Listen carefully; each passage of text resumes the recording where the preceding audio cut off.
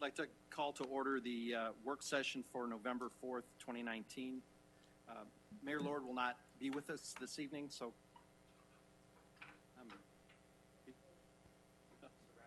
I'm hearing surround sound. Oh, that's much better. With Mayor Lord being absent tonight, I would like a motion. I don't need a motion to excuse her tonight, do I? Not to the regular meeting, no. All right. So with that, we have two items on the work session tonight. Just remind council that staff is going to pause intermittently to take questions as we go through. First up this evening is talk about annexation policy procedure and annexation opportunities in South Goodyear. Development Services Director Christopher Baker. Good evening. Thank you, Vice Mayor, Council. Good to see you all this evening. Thank you for the opportunity to have this discussion with you tonight. It's quite important in regards to the future of the city and the opportunities that we face in the future. And just as a quick reminder, this work session is in fact a council requested discussion topic. So tonight we're going to discuss a multitude of different things. We're going to recap a yellow paper that was provided to council back in January of 2019. We're going to provide some background in South Goodyear, highlight some potential annexation opportunities, discuss the annexation procedure from a very high level, and then also finally seek some policy direction on annexation opportunities. As Vice Mayor pointed out, there are many transition slides here, so if council has any suggestions, or excuse me, has any questions rather, there will be plenty of time for you to stop me and ask those along the way. So the yellow paper, as mentioned, this was provided to you in January of 2019, and it was provided by staff, of course, and evaluated annexation opportunities in North Goodyear and in South Goodyear. This was a brief yellow paper that sought to outline facts and opportunities to council. So this graphic shows the areas that yellow paper evaluated. On the left-hand side of this slide, you'll see north. The color there is in the city limits. The grayish color is outside of the city limits. Where that line is, that is Camelback Road. That is our northernmost city limit. And the city of Glendale actually has a strip of property there that we'll discuss in just a moment.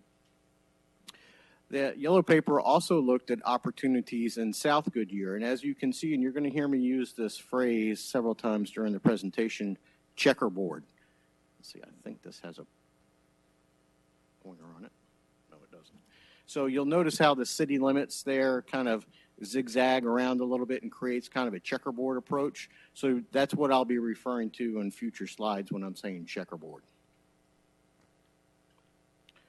So transition back up to the north for just a second. As I mentioned, the current city limits end at Camelback Road, and the city of Glendale has a 10 to 15 foot strip that runs basically from Litchfield Park all the way to Buckeye on the north side of Camelback. That annexation or that property that's in the city of Glendale precludes us from further annexing to the north. We cannot skip a city limit or another city. So that keeps us from advancing further to the north. So for all practical purposes, going north is not an option at this point in time.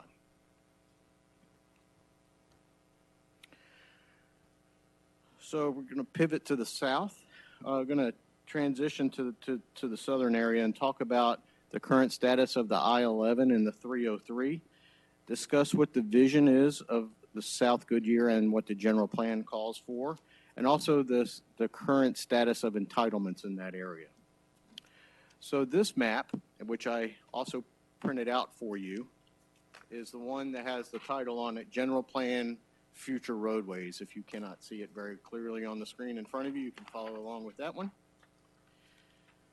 This is the 2025 general plan that has the currently proposed I-11 303 route on that yellow line is the proposed 303 and I-11. That corridor is about 2,000 feet wide. It looks kind of small on this map, but from scale perspectives, it is about 2,000 feet, which is a little bit less than half of a mile wide. The southern portion of the city is already included, as I mentioned, in our current general plan. The current general plan has a variety of different land uses which show up quite well on this map, and I'm going to transition over to Elmo if I can, Jeff.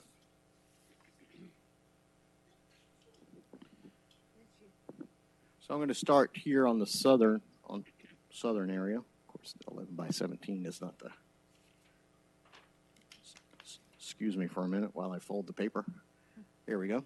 So here's 238, the area generally referred to as Mobile.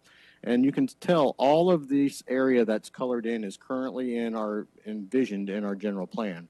There is a variety of different land uses. Proposed land uses correlate to the colors.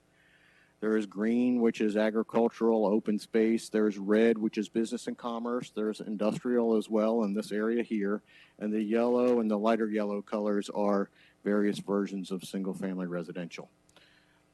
This is also the area in this general vicinity where the community of Amaranth is proposed and was annexed and zoned into the city a number of years ago. This crosshatched area here represents a wildlife transition area. This is publicly owned land, and what I mean by that is not the city per se, but other public entities such as the Arizona State Land Department, the BLM, things of that nature. The Sonoran Valley National Monument is over here, so that's why there's this connection for wildlife across the way.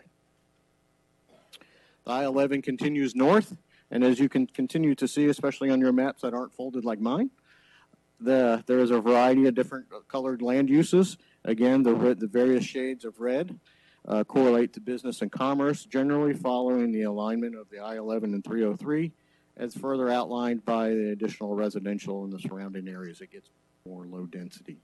This area right here is Cantamia, and as you can tell, I-11 swings to the west of Cantamia up through Rainbow Valley area. This is the general plan, not the city limits. So our city limits actually end over here at Estrella. And this is the Rainbow Valley community, the community generally known as Rainbow Valley that is located in the county. And then the I-11 crosses the river and swings to the west. So it is important to note that the current general plan, Jeff, can I get the presentation back, please? Thank you. So it is important to note that the current general plan does have a vision for South Goodyear currently. The next map I'd like to walk you through is the one that was on the bottom, the Goodyear Development map, and I'm going to transition back over to Elmo, Jeff.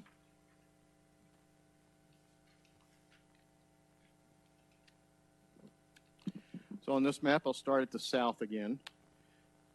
Again, here's 238, the area generally known as Mobile in here. Amaranth, it's approximately about 8,000 acres. This map shows the status or what property is entitled. So these properties are all currently zoned and privately held. This gray area is property that is outside of the city limits. The yellow area is property that's publicly held. BLM, Arizona State Land Department, things of that nature. So as you can tell, Amaranth, about 8,000 acres, has quite a bit of property all through here, a little bit of a jagged jigsaw puzzle piece. And as we move up, there's plenty more publicly owned land, as you can tell from the yellow color.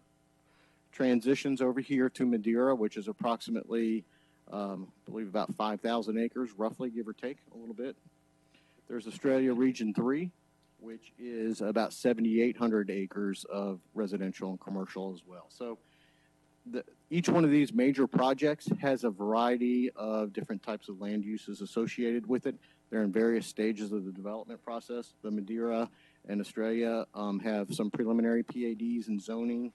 The Amaranth also has zoning down there as well. So there's a lot of already vested property rights sort of down in that area as well.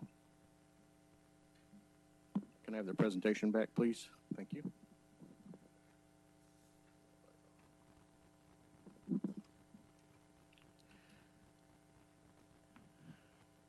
So if we talk about annexing a little further in that southern portion of Goodyear and the checkerboard, for example, there are two major opportunities down that way. The area west of Australia is a very large opportunity for annexation. You see that? Let's see if I got a mouse here. Here's the mouse. This dashed line, and I apologize, I can't tell what color it is.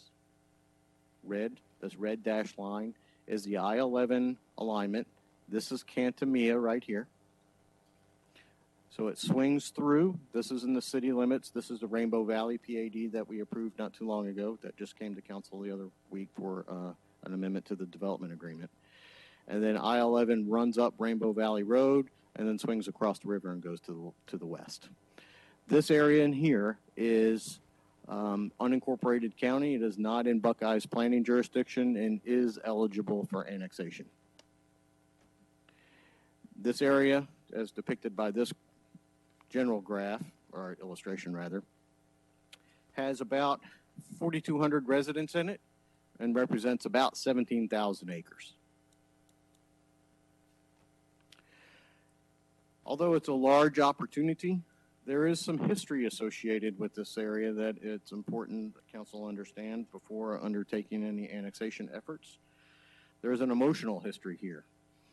The 2003 general plan shifted the 303 alignment from running through Australia to the west side of Australia through the Rainbow Valley area, which is where it is currently proposed by ADOT and that yellow line that I showed you before. And those residents were very loud and very vocal during the 2003 general plan process. There was more than 500 of those residents participated in various very contentious public hearings. So my point to the council is although this is a large opportunity, there is an emotional history associated with the city and with this area, I should say, if that makes sense. In South Goodyear, as I mentioned before, if you remember that checkerboard, the light green, I'm going to call that green, is the city limits, and the reddish or grayish or brownish, whatever that other color is. Got to help me out, Rory. Okay. Is outside the city limits. Again, the red dashed line is the I-11 corridor. And as you can see, most of it already runs through the city limits. Some of it does run outside of the city, like right here, and in this particular geography as well. If you add up all the areas where the I-11 runs that is not in the city limits, it totals approximately 6,500 to 7,000 acres. So there is an opportunity to annex additional property and kind of square or true up the city limits instead of having this checkerboard, maybe kind of straightening them out a little bit. That is an option for annexation in the future. So I'm just going to briefly touch on the annexation process. It's something that we haven't done in the 4.5 years, almost 5 years that I've been here. So it's a good refresher opportunity for council because it is very much a state mandated and very legal process that has to be strictly followed. Any process to annex property can follow two philosophical approaches. A council can take a wait and see approach and react to applications for people to annex into the city, or you can take a very proactive approach in an effort to induce annexation to increase the size of the city. So those are the two philosophical approaches. Currently, we work under the wait until approached methodology. The annexation process, as I mentioned, is very deliberate, and it is based on the very prescribed by state law, and it is a two-step process. The first step is an initial analysis by the council. There's state-mandated requirements for how large of an area you can annex into the city. At a minimum, the property annexed into the city must be 300 feet, contiguous to the city limits for 300 feet, at least 200 feet wide, and most importantly, it cannot create a county island. This is an example of an area of the city where we did create a county island, and we can no longer do that. The presumption here is that for efficient public service delivery for us and also for the county, that it doesn't make sense to have county islands because we're all driving on those roads to serve different residents and wasting resources. So creating county islands is not an option. So if the request passes that first test of those dimensions and not creating a county island, then the next step is to seek council direction on should we move forward to try and annex an area. And it is important to note that by law, when a property is annexed, there must be a service plan to provide the appropriate levels of infrastructure and services within 10 years. I know that we've had this discussion and council's aware of the services that are required in Mobile and so forth, and that is that comes from this requirement of state law. It's also important to note that when property is annexed into the city, that it becomes part of our water service area. And it is at this time that it's really important for the council to understand any financial implications that may be assumed or the city is obligated to deliver in the future within that 10-year horizon. So during this first step, there's also another state requirement that we have to have. We just can't annex property willy-nilly. We have to have another requirement, or there's another test, if you will.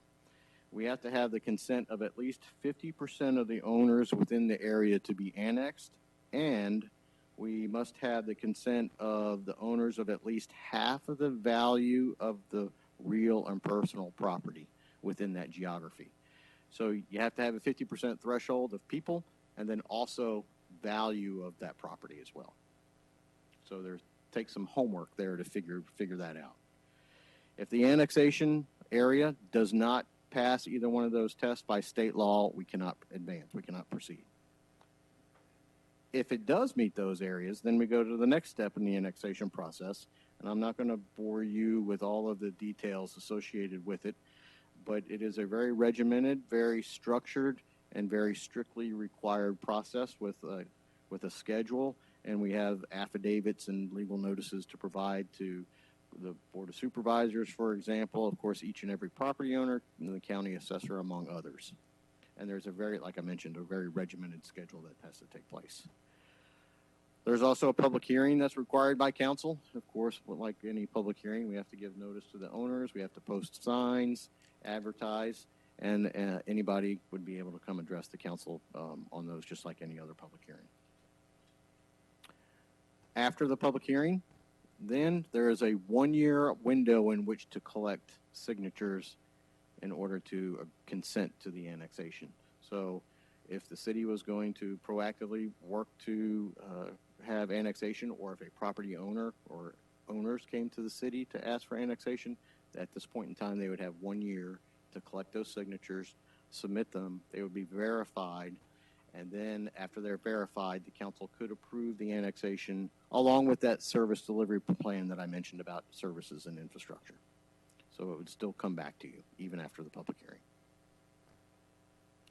Won't get into a whole lot of detail, just suffice it to know that, Jeff wants me to talk about initial review again, I'm sorry. I won't get into all the detail, but after the annexation is complete, there's still many more administrative steps to take place. We have to give notice to the governor's office, Department of Justice, for Voting Rights Act, school districts, and many other agencies. Because of that process, which I just gave you a very high level kind of briefing on, if you will, our experience has been that it takes 1 to 1.5 years in order to move forward from annexation from start to conclusion. And we would expect that same type of timeline to apply either in that western area of Australia or also that southern portion where the checkerboard was. Either one of those would take about the same amount of time. As we know,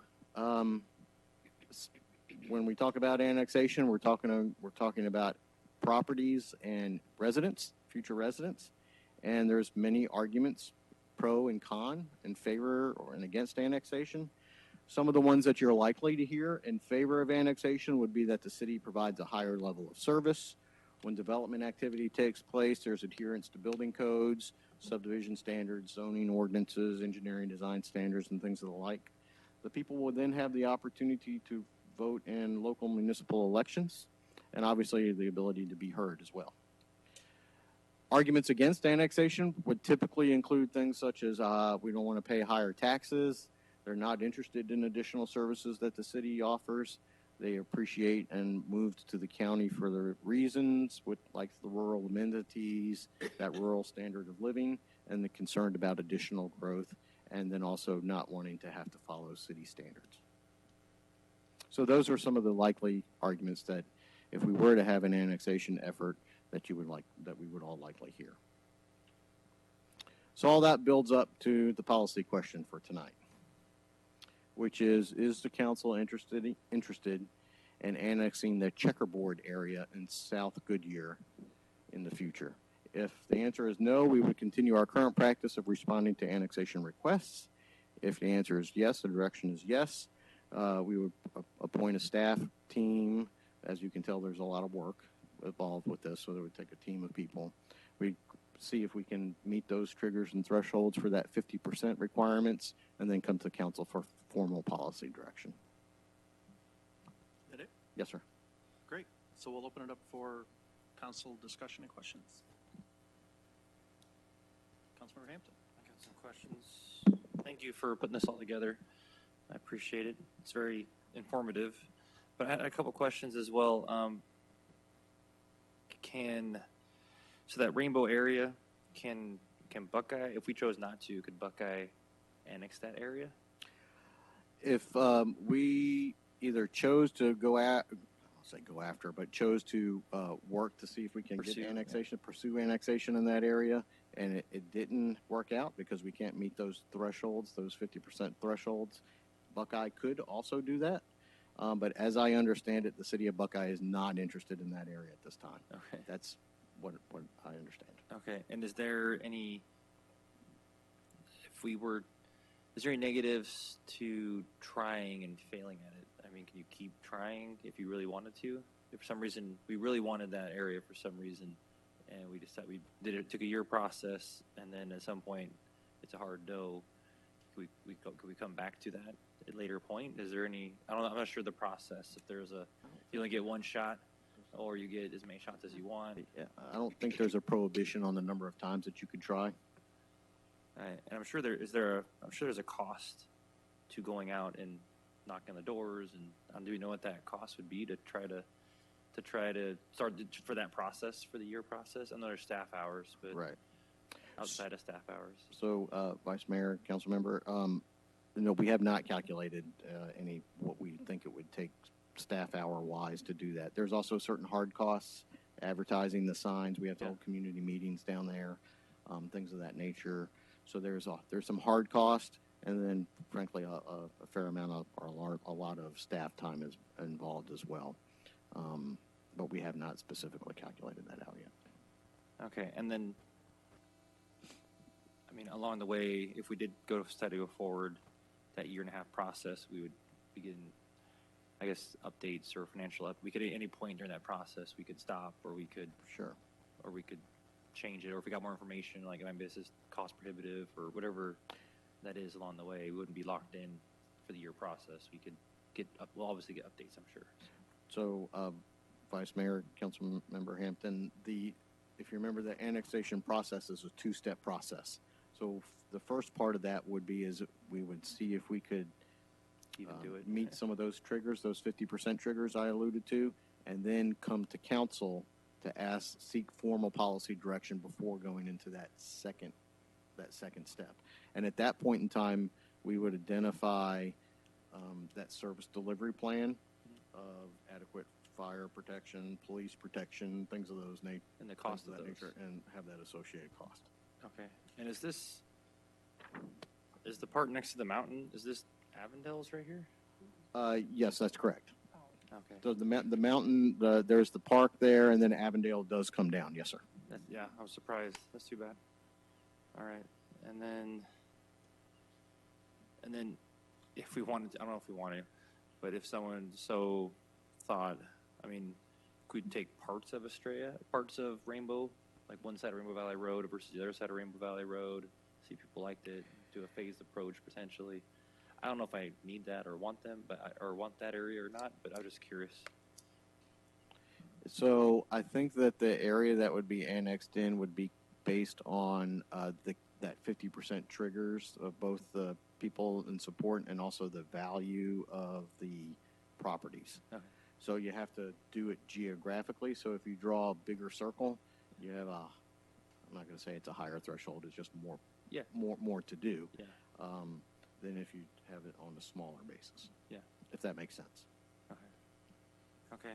And then, yeah, I think it makes sense from my perspective to look in the annexation of the south portion there where it's checkered, especially along the I-11. I'd like to take any advantage of anything we can along the future I-11 because I've seen the growth along the 303 and just growing up here that any frontage along a freeway is great for future economic development. So that's probably part of the reason that I would like to see us try to annex and get it complete there. So take advantage of any of those future economic development opportunities and not be boxed out of it in the future when everybody else might want to take advantage of that. So yeah, but at least I'm on board with that. If there is a option to take part of Rainbow Valley, that makes sense to us, like on one side of the I-11 or not, then I might be interested in that as well. But just depends on what the studies and everybody else, what you guys end up finding out. And Vice Mayor, Councilmember Hampton, I think that a lot of the, because of that emotional history in the Rainbow Valley area, I mean, we're happy to reach out and try, and I'm certainly not trying to influence council direction at all, Yeah. but I'm not sure Sounds that it unlikely. would actually pan out. Yeah, and that's what I was curious. I'm just curious. I got a feeling it wouldn't go that way. But I'm not sure. Maybe there are some there that would or wouldn't. So, okay, but definitely south. I would definitely be The checkerboard. Yeah, the checkerboard makes sense to me. So I think that's all I have. I'm sure someone else will come up with a question that I'll think of something else. So thank you. Councilmember Pizzillo? Can you go back to your slides, your pro and con? To which one, Councilmember? The pro and con. Oh, sure. I think there's a slide missing here, and to me, what's just as important as this is the pro and con of the city doing it. You think of Mobile. We found out what it costs to annex. You know, I mean, it's nice that we know what the pros are as far as what the service the people get and the cons of the higher taxes. But from my perspective, Mobile is a perfect example of what happens when you go to annexation. And the development's not quite there yet, but you still got to provide the service. It can get very expensive. From my perspective, I would rather continue our same process and analyze it further from a cost standpoint if the residents come before us. That's my 2 cents worth. Thank you. Councilmember Campbell? Well, I agree with Councilmember Priscillo. I was at that 2003 meeting, and I know how angry they were and how vocal they were, and they do not want to be annexed. I would prefer to wait and have them come to us or have someone come to us. We can't afford to do a lot of annexation if we're going to end up having to do infrastructure and water and police and fire. It's astronomical to do that, and Mobile taught us a big lesson. We have a huge expense down there, and we don't get anything from that. Maybe someday we will, but right now we don't. And it's just not viable. If someone comes to us and says, we want to be annexed. In fact, I had someone that came to me and said, we want to be annexed. And I said, Christopher, you call this man and talk to him. And then he decided he didn't want to be when he found out what all he was going to have to do. Because so many of these, if we annex them, they have to go under our code. We have to give them police. We have to give them fire. We may even have to give them water. And I mean, we just can't do it. I don't think we're in a physical position that we can just go out and annex. And I don't want to stir the pot. I don't want to get them angry at us all over again. They were angry at us about that annexation, and they were very angry about us putting the Sonoran Valley Parkway through, which is only, 7 or 8 or 10 miles? And they were adamantly opposed to it because they moved to the country to be in the country, and they want to be left alone. That being said, I'll go with however everyone else goes, but I sure don't want to annex anything right now. Councilmember Loretano? First of all, I've got two questions. For the Rainbow Valley area, how many residents or homes are we talking about here? And then for the checkerboard, about how many homes are we talking here? So, Vice Mayor, thank you for the question, Councilperson Loretano. There's about 4,200 residents in that Rainbow Valley area. If you all just bear with me while I go back a couple of slides, or more than a couple. Here we go. There's about 4,200 residents in that dashed area line between the city limits of Goodyear and what's identified as Buckeye there. It's about 17,000 acres. In that checkerboard area further south, if I can go to that map, down in here where the I-11-303 route, that red dashed line goes through the brownish areas, that is not in the city.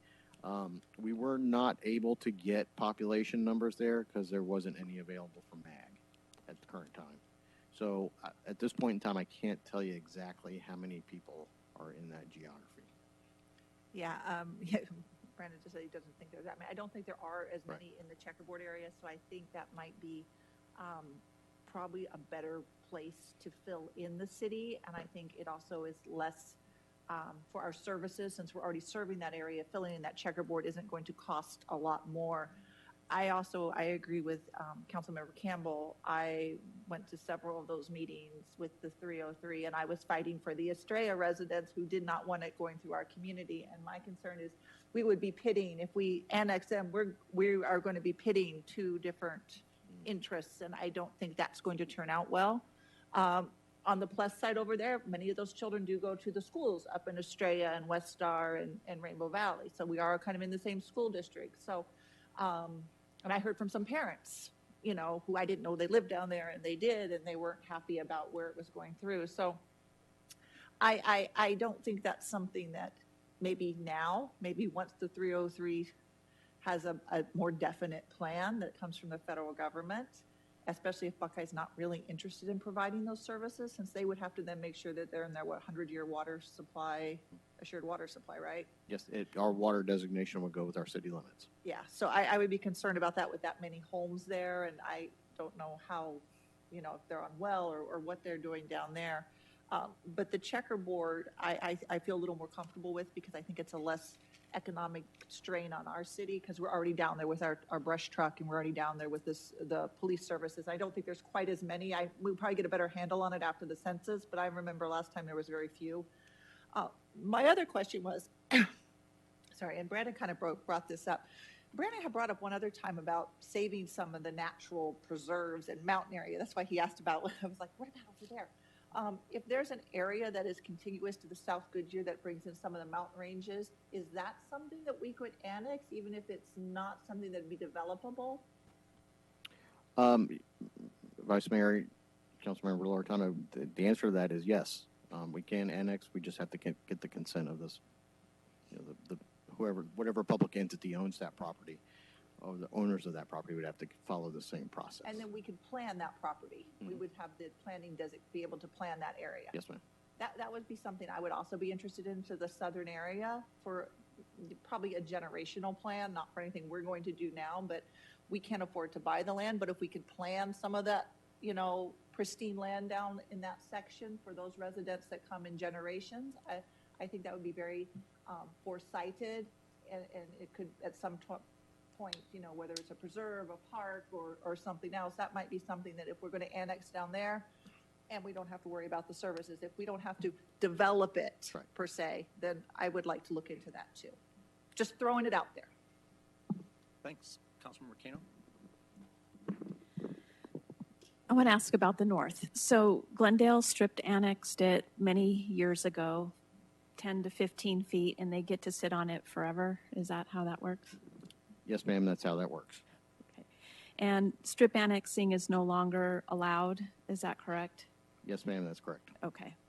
So, all right. So the door is shut there. I saw that El Mirage made a go of it, but it didn't Correct. work. Okay. So looking down at the south, does the Sonoran Parkway, will it run through Rainbow Valley or will that cut into Estrella? So the Sonoran Valley Parkway that, if you remember from last week, Mr. Schmitz presented to you all on, falls within that same 2,000-foot corridor. So it would parallel the I-11, the I-11 being obviously an interstate with limited access, the Sonoran Valley Parkway, still limited, somewhat limited, but more sort of regional or localized, if not really local as in local street, but not interstate, I'll put it like that. So they'll run parallel within that same corridor. Okay. Are we aware of any significant water resources, aquifers, or anything like that in Rainbow Valley? I'm going to, Vice Mayor, if I may. I'm phoning Javier.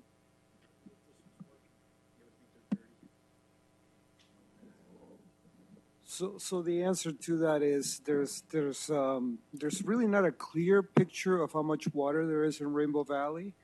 There's been some preliminary studies, but it is something that is going to have to be looked at more in detail in the future. So that's Okay. ADWR has done some work, but there's still some modeling ahead. Okay, so we're not sure what all is under the ground there. All right, so let me see. It seems to me by looking at the map, that hinge point, I guess, which is the checkerboard, it seems that that's just the thread that would tie our city together. And I would agree that that would probably be the best area of focusing so that we have a clear, contiguous city. Now, I'm just curious on this Avondale property up at the top that's green on this map. How do they access that?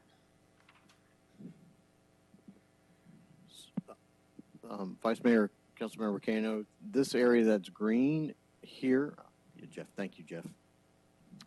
This area that's green is the Estrella Mountain Regional Park. Okay. Avondale runs along this line. So this is Avondale over here. Oh, that's Avondale over Yes. there. Okay. Correct. And they come down to, I think it's here, right in this area. Oh, I'm sorry, I was off. Excuse me. It makes sense to me. Can you all see it? Okay. They come down to, I believe, this area right in here. Avondale. Oh, does. that's very interesting. Okay, I didn't realize that they came down. And we could, if it pleases the council, we could have a follow-up with you in the manager memo with a map Okay. that shows Buckeye and Avondale city limits. I'd be happy to do that. And planning areas. Yeah, in planning areas, yes, sir. Okay. All right. I don't, unless there's a cost-benefit analysis that shows that it would be worthwhile for the Rainbow Valley, I'm leaning more towards the checkerboard. Great, thanks. Do you want to wrap up after I get done, or do you want to go first? Go ahead. No, go ahead. No, I was going to restate. Yeah, I do agree. Mine is through the lens of cost as well, like everybody else was talking about as well. I don't want to do anything that's going to not help the city long term for costs. So, yeah, I do agree. The Rainbow Valley portion is up there would probably not be the best to pursue, but south there is good. And then also to Councilwoman Loretano's portion, any natural things. It's really pretty down there. I've driven all down that Sonoran Valley area down there, and if we could turn into a preserve or any part of the mountains would be great as well. So that's it. Thank you. Thanks. Get to exercise my right as chair.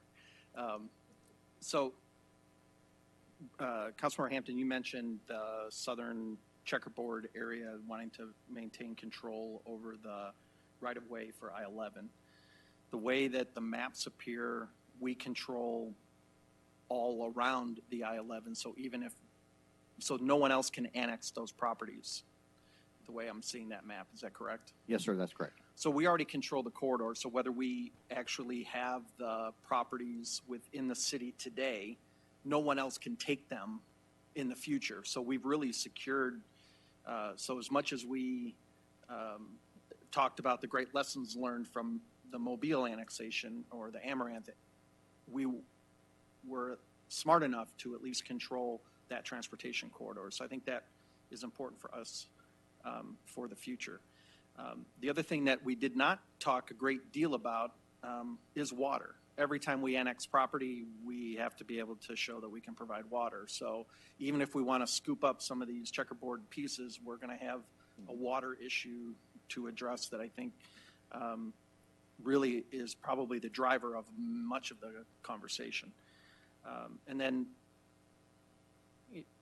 finally, I think it's important for the public or anyone else who may be listening to this, I don't think have said tonight, we want to annex the Rainbow Valley. I think we have said exactly the opposite.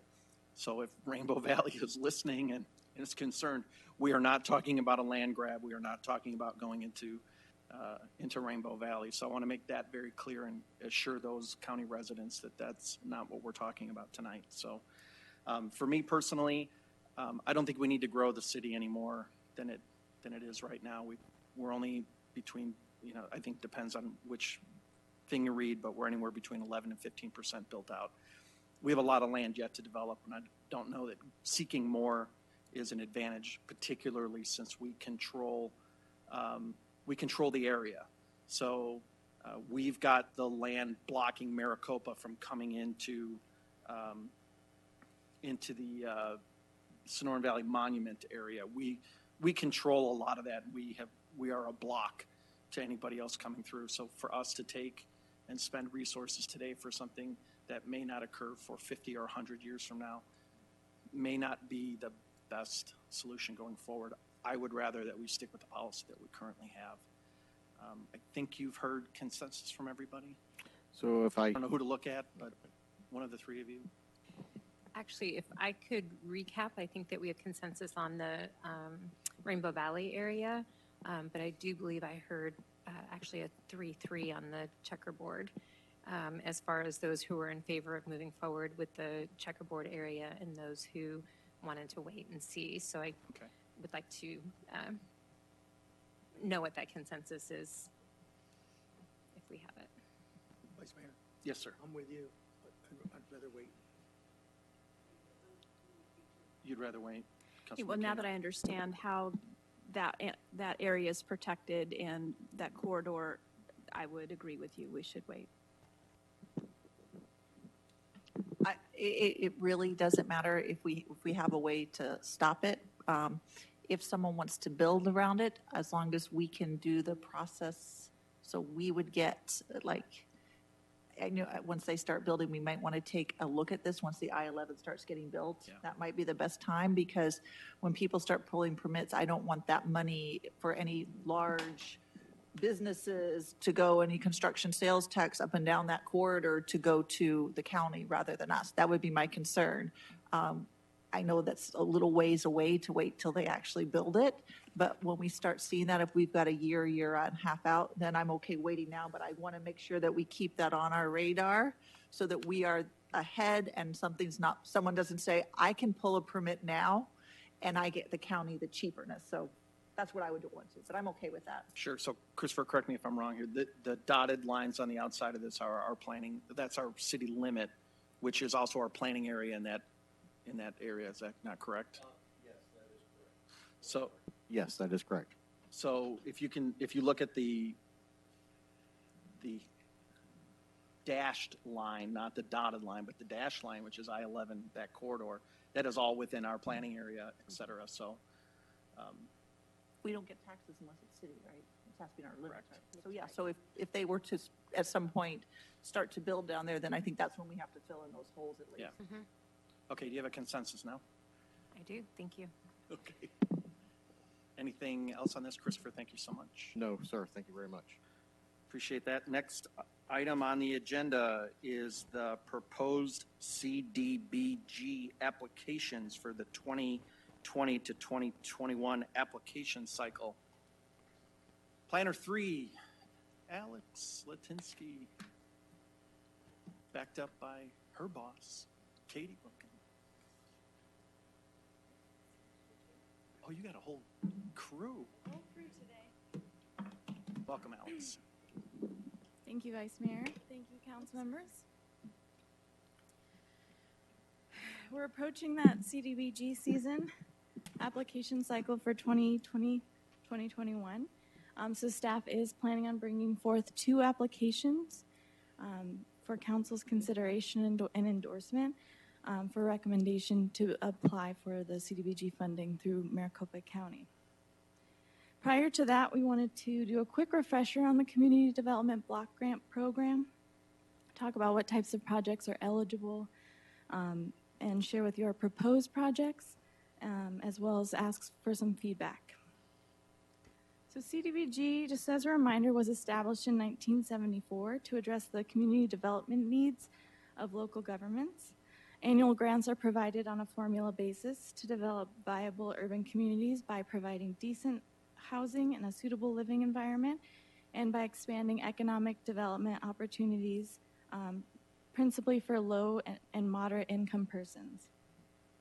The City of Goodyear does participate in the Urban County Program, so Maricopa County is entitled to funding and passes a portion of its funding to participating local governments and nonprofits through application processes led by the Community Development Advisory Committee, of which Councilmember Hampton does sit on that committee. Goodyear and other local governments and nonprofits who are served by the Urban County compete for funding each year. In program year 2020-2021, Maricopa County anticipates having $1,875,000 of available funding. So to go over the eligible projects, the #1 priority is to meet national objectives by HUD, and those are activities that benefit low to moderate income persons, to prevent or eliminate slum and blight. And then I did leave this one off. I apologize for that, but it also is to meet an urgent need that threatens health or welfare of residents. So luckily we don't have any of those problems right now. On the right side of the screen, I included the past projects that were submitted and applied for by the City of Goodyear. Let me rewind for a second. To be an eligible activity, we've gathered a little list. So it includes public facilities and or infrastructure improvements, which both of our proposals tonight fall under this category. Other eligible activities include acquisition, rehab, disposition, or clearance of real property, privately owned utilities, code enforcement, special economic development activities, and microenterprise assistance, which is justified with a $35,000 per job minimum, assist 5 or fewer people at a workplace, and equipment or facade improvements. And then finally, special activities done by community-based development organizations. So once again, on the right, we have the history of Goodyear projects that were funded by CDBG funds, most of which fall under the public infrastructure improvements, which benefit low to moderate income persons.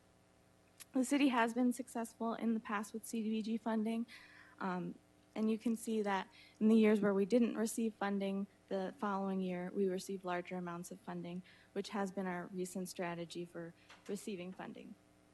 The last CDBG project that we completed was the water line replacement in historic Goodyear. That was completed early this year. And the last 3 funding cycles, we did not have an application. Therefore, we do think that this is a good year to apply for the 2 applications that we're proposing for you tonight. The application itself does include a ranking of priorities.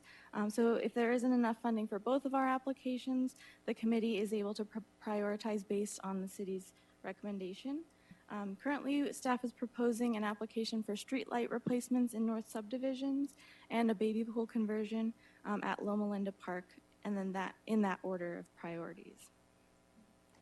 So the streetlight application proposes replacing streetlights in north subdivisions, which is north of Van Buren Street, east of Central Avenue, which is also the area in pink. There are currently 50 poles that need to be replaced. These poles are lamp post style, which were installed in April of 2000. So they're outdated and the equipment is not readily available for replacement or conversion to LED. Staff is working with the engineering department to determine that these were not in our CIP replacement program, and that this would be a good project for CDBG funding. Currently, we're proposing or anticipating about $200,000 to be requested before the committee, but that number is not finalized yet. We also did go out and audit the lights. I believe there was 2 that were out at the time we checked them. We also grabbed some pictures, so you can see that the area is dark. There's no sidewalks in north subdivisions, so safety is a concern as well. We also have received some feedback that residents have been asking for these lights to be replaced. The second project we'd like to propose is currently in the CIP for fiscal year 2020-2021. However, it is eligible for CDBG funding, so we thought this would be a good project at this time that was prepared and ready to submit for application. And that proposal is to convert the baby pool at Loma Linda Park to a splash pad. There's plenty of reasons for this conversion, increasing safety and accessibility to the community. It also eliminates the need to have a dedicated lifeguard and mitigates the risk of drowning and other public health risks. And that project also was asked for by the residents. So looking ahead, that one is budgeted for $495,000, but we are working with Parks to determine on that final recommendation for funding based on Davis-Bacon requirements and project management costs. So looking ahead, we've published a notice for public hearings scheduled on November 18th, which is required for the application. At that time, we will have our final recommendations of projects, and the public is invited to the hearings to provide any feedback on those proposals. The applications are due to the county on December 5th. Applications will be presented to the committee on January 29th, and then the committee makes the final recommendation to the County Board of Supervisors. So we would get notice of funding recommendations on February 12th, and then we would be able to start work on November 1st of 2020. So tonight we're asking for your feedback on the priority of the projects. There is an option on the application to include partial funding in case there isn't enough money to fully fund each project. However, in the next 2 weeks, as I mentioned, we will be finalizing the amount of money that both budgets will ask for. And on November 18th, we'll make that recommendation to you. In the meantime, if you do have any guidance on how you would like those partial fundings to be approached, please, we would welcome that input now. And then we wanted to open it up for any suggestions for future CDBG projects. That concludes my presentation for now, but got the team here to answer any questions. Awesome. Thank you for the presentation. Council questions? Councilmember Pizzillo. I just want to make sure I understand. If you'll get the ruling on the pool is already in our capital improvement plan. Correct. So the ruling will come down February? Okay.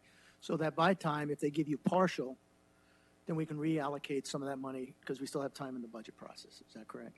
Okay. The street project one, street lights, is not in the CAP. Correct. So if we do not get an okay on that, and again, I don't have a problem with your priorities because that older part of the city, I think it's been a while. It would be nice probably to, replace those street lights, at least from my perspective. Then we still would have time to try to see in the budget process if for some reason we didn't get anything or just partial to see if we can make that project happen. Yes. Is that accurate? Okay. I have no problem with your priorities, 1 and 2. In that neighborhood, I think they would be really appreciative if we replaced some outdated lights and they actually, had that visibility within the neighborhood. So, again, I like the 2 priorities, so thank you. Councilmember Loretano. Joe covered what I was going to say, that we can still figure those in the budget so we can get them done, or partially we can get some money done. I agree. I think that those are both very well needed for those neighborhoods. I like the fact we're still putting money in and we're still working with Loma Linda Park for that neighborhood.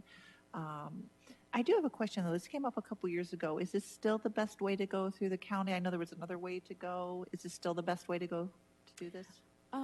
So our contract with the county is for 3 years. So I believe next year we'll come back to you to start talking about that entitlement process and talk about our allocation, and then get council's recommendation on renewing that agreement or pulling out our funds for entitlement.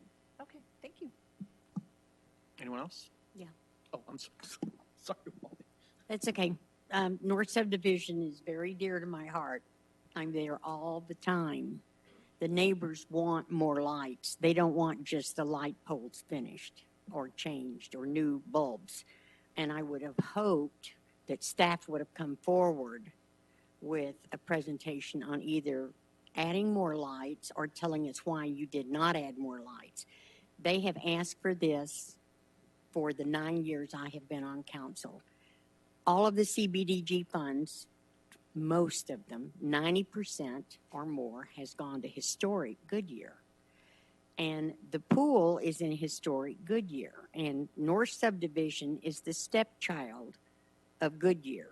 It's located off of Central Avenue. Super 8 Motel on Dysart is on one side. The freeway's on the other side. Central is here. And they think so often we forget them. And the homeowners that live there, that own their homes, are very diligent and try to keep the neighborhoods looking, but it's a very transit area with a lot of people buying the homes and using them as rental properties. Our PD is out there a lot. Our code is out there a lot. I'm out there a lot. We walk the neighborhood and we try to mitigate some of the concerns they have. I've had 2 long living residents who were in that neighborhood come to me and tell me they were moving out. They have had it. And they moved to Sun City.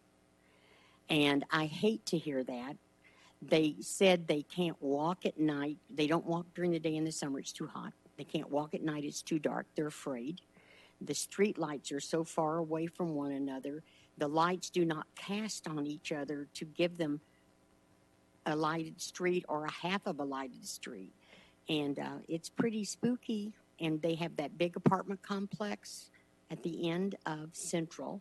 And it's like Grand Central Station anyway, with people racing in and out, even though we put some speed bumps in there. But I really would like staff to consider that neighborhood. We haven't done anything for them except the $35,000 speed bump that we put in because we were afraid some children were going to get killed. And that was probably the second or third year we were on council. Remember that, Bill? And they did the whole process themselves and came to us and asked us for help. But they've not been back asking us for help. But they tell us at the HOA meetings or at their monthly meetings they would appreciate a little bit more attention from the city. Katie knows that. Lord, we've had this conversation 100 times. So what do you say, Katie? Yeah, thank you, Vice Mayor, Councilmember Campbell. Greatly appreciate the feedback. It'll help us prepare for the public hearing. In our initial review of the streetlights, it does look like the poles themselves meet our current streetlight spacing. The problem is that the lights are so old that, and they aren't directional, that's why they're not providing light. We are pretty confident that when we get the new type of light, they're directional, so it's going to push the light down, and it's going to light up the entire street. That's some of the things we're looking at in more detail, but that's some of the information we can provide at the public hearing. Yeah, I would have for that the available. neighborhood. I really would, because Absolutely. I'm sure they're going to marshal and come in for it. If that does not work, Katie, I would like for you to come back for the next CBDG run and see if we can't get more money. $200,000 isn't a lot for those lights. Seriously, I mean that's a very small thing, and I can't help. I mean, I feel that the CBG committee will give us that without blinking an eye because it's our turn. We don't get it every year. And I was on it, I don't know how long before Sherilyn, and I gave it to Sherilyn when she came on because we didn't have a job for her. And then Brandon took it over, and it's the same people that I was with 9 years ago on that committee, and they love Goodyear, and they're happy to share. They don't want to get the money all the time either. So when we come to them, they know we have a need and a reason, and we fit that bill. So I just want us to be mindful that that's one of the areas in our city that we really don't do anything for, literally. Thanks, Councilmember Campbell. Anyone else? Oh, Councilmember Kano. I'm happy that you're applying this year. It looked like there's been a couple of years we didn't apply, so it's a good thing. And I also commend you for your recommendations. I think they're very valid. Based on Councilmember Campbell's information, will we be diluting the possibility of getting the streetlights through by adding the pool conversion? Thank you, Councilmember Kano. Based on our priorities, having that one as our first priority, knowing especially that it's presumably a lower cost, I believe the committee would be open to having that one fully funded. I think staff internally has been discussing asking for full funding on that one and having no minimums, just so we know we can fulfill that request. So, And these would be the new LED lights? Yes, that's one of the things we're working with engineering on, is making sure we have all those details that meet the city requirements, and I believe they would be LED lights. All right, thank you. Great, thanks. Can we get a confirmation that they are LED, not I believe they will be? At the November 18th, we'll have all those details. We've still got some meetings finalized with engineering on the confirmation of those. Thank you. Great. I'd like to thank you guys for the presentation. I am very supportive of both of those items. I share the sentiment of Councilmember Campbell that it's really important for us to push it forward, and agree with Councilmember Pizzillo that if we are unsuccessful for whatever reason, that we try to get it in the budget for next year, even though it wasn't part of the CIP plan. I would like to take the opportunity to thank Councilmember Hampton for his time on the CDAC committee with the county. I know that having served as Councilmember Campbell's backup early on, that's a strong lift right there in and of itself. So thank you very much for that. If there are no other questions, our next meeting will take like an 8-minute break. We'll start at 6:10, if that's okay. Thank you. Perfect. The work session is adjourned.